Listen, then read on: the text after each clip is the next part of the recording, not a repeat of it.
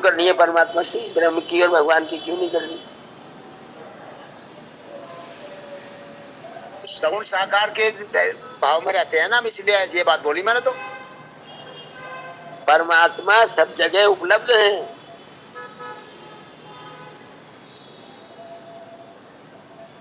गीता में जहां जहां भी आया है भगवान ने कहा है मैं सबके हृदय में स्थित, वो परमात्मा रूप से स्थित है।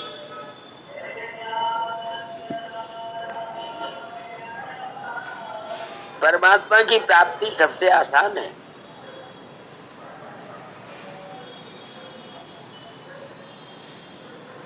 वो भी श्लोक है कि ईश्वर सर्वभूतानां हृदयेऽर्जुन तिष्ठति। हाँ वही, उसी उसमें भी यही है। वो सब आपने, हमने याद है आपको सगुण निराकार की बात हुई थी वहां पे भी? हाँ हुई थी, बिल्कुल हुई थी, एकदम ठीक से बताया आपने। उसी की शरण में चला जा। हाँ। भगवान तो सगुण साकार है, भगवान की सुन नहीं रहा अर्जुन, तो कह रहे तू उस सगुण निराकार की शरण में चला जा। हाँ बिल्कुल। तो इसलिए ये डिग्री है, सगुण साकार भगवान समग्र हैं और सगुण निराकार और ब्रह्म उनके अंश हैं।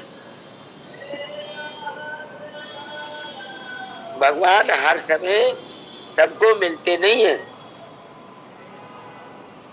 प्राप्ति जो होती है वो सगुण निराकार की होती है।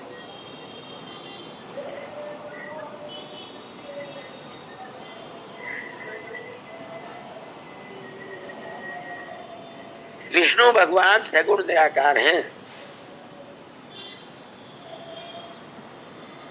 विष्णु भगवान परमात्मा हैं।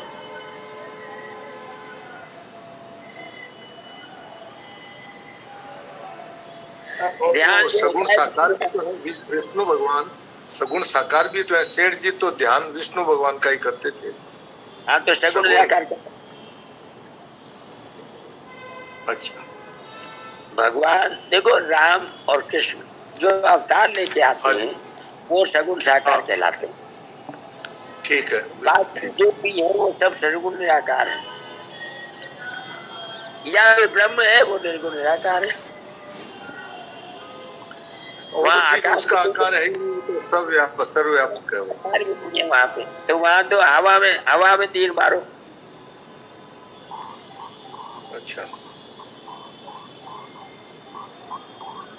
तो आचार्य जी एक बात बताइए कि सेठ जी ध्यान करते थे विष्णु भगवान का कि वो चतुर्भुज रूप है, उनके हाथ में शंख है, चक्र है, गदा है, तो फिर ये ध्यान मतलब सगुण निराकार का हुआ या सगुण साकार का हुआ?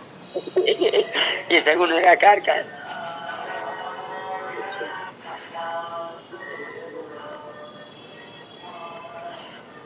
विष्णु भगवान सर्वव्यापक हैं। ठीक है। विष्णु भगवान सबके अंदर बाहर दोनों जगह हैं। ठीक है। विष्णु भगवान सबके पालन करता है। ठीक है। तो विष्णु और ये जो त्रिदेव हैं ब्रह्मा विष्णु महेश, इनमें भी विष्णु भगवान सबसे बड़े हैं। हाँ ठीक है ये बात। तो विष्णु भगवान का ध्यान, राम जी का चरित्र आचरण और कृष्ण भगवान का गीता का उपदेश, ऐसे सेठ जी के ये तीन वो थे। हाँ बिल्कुल यही बात। तो मान लीजिए कोई का इष्ट है कृष्ण भगवान, तो वो उनका ध्यान करे तो वो सगुण साकार का ही होगा। हाँ देखो जब वो प्रकट होंगे विष्णु भगवान तो सगुण साकार ही हो जाएंगे ना। अच्छा अच्छा। वो अप्रकट रहते हैं तो सगुण निराकार कहलाते हैं। वो प्रकट हो जाते हैं तब राम और कृष्ण के रूप में आते हैं, तब सगुण साकार हो जाते हैं। हाँ जब आप ध्यान करोगे उनके दर्शन की लालसा करोगे तो वो सगुण साकार रूप में तो प्रकट होंगे। ठीक है बिल्कुल।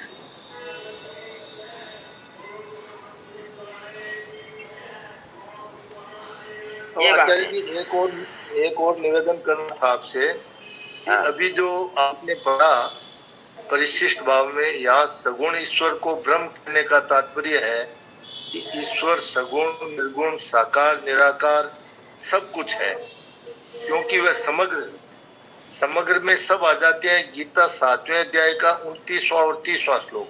तो आज जो स्वामी जी महाराज का सुबह गीता भवन में प्रवचन था, आपने सुना है, तो इसमें ये दोनों श्लोकों की चर्चा विशेष रूप से थी, दोनों की खूब चर्चा हुई। 7वें अध्याय की 29वां और 30वां की विशेष रूप से चर्चा थी आज, यही बात बोला। और हाँ, दूसरी बात कि जो स्वामी जी ने आज की वार्ता में बताया, उसकी शुरुआत जो की है कि परमात्मा तत्व की बातें बहुत गहरी हैं और उनमें अगाध रस और अगाध आनंद भरा हुआ है, जिसका कोई पारावार नहीं है। ये शब्द है ऐसे के ऐसे। और उसमें बाद में उन्होंने बताया है कि मैंने भी इस बारे में लिखाया है और सुनाया भी है, किंतु मैं बिल्कुल भी इसके बारे में जानता नहीं हूँ। इतने पारावार है, इससे और आगे है। तो ये विलक्षण प्रवचन लगा है। तो आप इसको एक बार, आपने ध्यान दिया होगा, नहीं तो एक बार मेहरबानी करके और सुन लीजिएगा, ताकि वो बातें हमको फिर आप बताएंगे। बहुत विलक्षण बातें हैं इसमें, सेठ जी की बातें हैं और इन दोनों श्लोकों के बारे की भी बातें हैं।